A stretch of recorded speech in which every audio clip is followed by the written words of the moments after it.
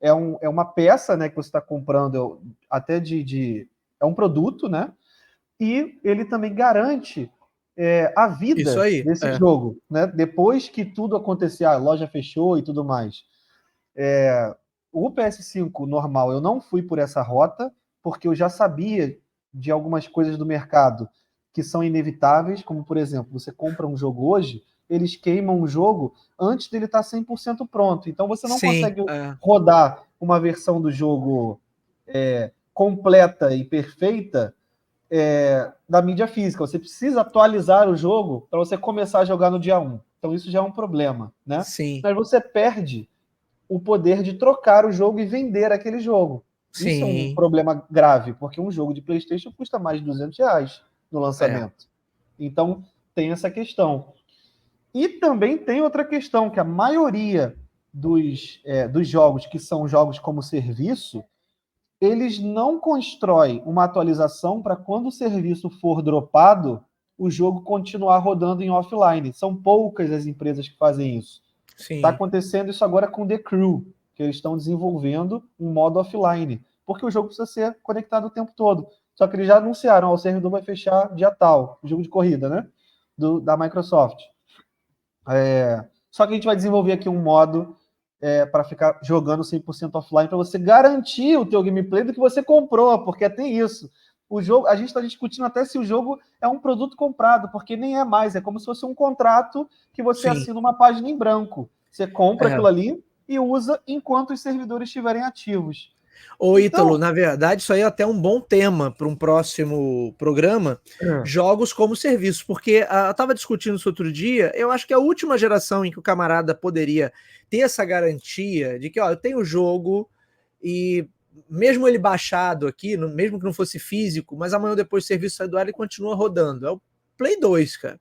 No exatamente. PS3 já tem muita coisa que, se não tiver online ali, eu acho que a coisa já não funciona direito, ou vão ter recursos faltando, né? Então, E olhando por esse lado, como eu já sabia que, tudo bem, eu poderia trocar a mídia e ainda ter um retorno de custo, ou me atualizar, mas como eu já sabia que os jogos, quando você compra, para o pessoal que está ouvindo aqui o podcast, está assistindo a gente pelo YouTube, hoje em dia, a maioria dos jogos que você compra em mídia física, em disco, eles não estão finalizados. O jogo ele é finalizado, eles dizem que o jogo é finalizado, queimam a mídia física e o estúdio continua trabalhando naquele jogo, na maioria das vezes, ainda para inserir atualizações relevantes para o dia 1 de lançamento do jogo. Então, assim, a mídia física é queimada com uma versão do jogo obsoleta na largada. Então, a pessoa compra um jogo hoje, mídia física. A gente está falando de Sony e de Microsoft. A Nintendo, mais ou menos. A Nintendo ainda é um pouco mais regrada quanto a isso. Mas sim. hoje em dia a gente tem uma mídia física que não serve para nada, só serve realmente para você trocar e vender. Porque quando você insere ela no console, você precisa atualizar para jogar. E alguns dos jogos nem te deixam jogar. Ainda tem isso. Tem jogo que você fala, não, eu quero jogar essa versão mesmo, não quero atualizar não. Tá Não dá. bom. Tem jogo que não dá para você fazer isso. Você precisa autenticar, se conectar aos servidores para você fazer isso. Só que se não tiver servidor online daqui a 5 anos, você faz como? Né? Sim, Mas isso aí é um sim, assunto para um próximo episódio.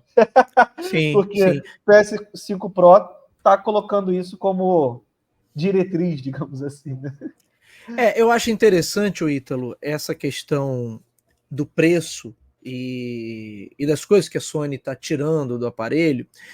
E quando a gente faz essa comparação com os consoles mais caros, uma referência é o 3DO, lá dos anos 90, que era um consórcio entre, eu acho que era Panasonic e outras empresas que tinham o seu Gold Star, cada uma tinha o seu modelo 3DO.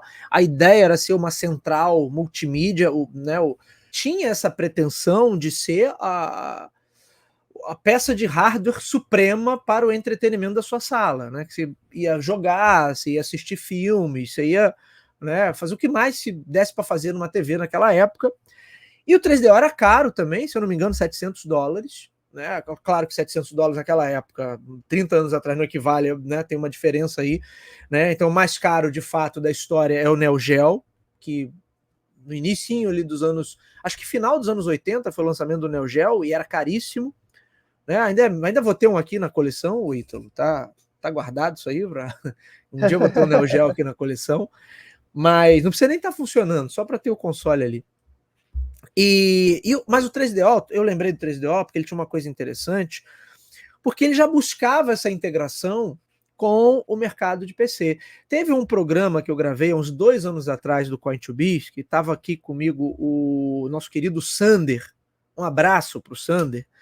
Né? Ele agora está difícil dele conseguir aparecer aqui para gravar, mas a gente estava falando sobre posicionamento entre consoles e PCs, e fazendo uma recapitulação histórica, né, do quanto esses posicionamentos em alguns momentos estiveram separados, depois estiveram afastados, e teve essa época do 3DO, que não satisfeito em trazer essa coisa de ser uma central multimídia, a ideia era que se vendesse a placa de vídeo para você instalar no seu PC e transformar o seu PC num 3DO.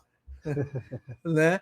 Então, quando a gente olha e você fala aí da Sony, né, se aproximando cada vez mais do PC Gaming e das características do PC Gaming, eu acho que é muito, né? E hoje nem precisaria de uma placa específica, né, o Ítalo? Na verdade, é só uma questão de software, né? Para rodar os jogos, para o seu PC de fato ser uma versão ali do PS5, não?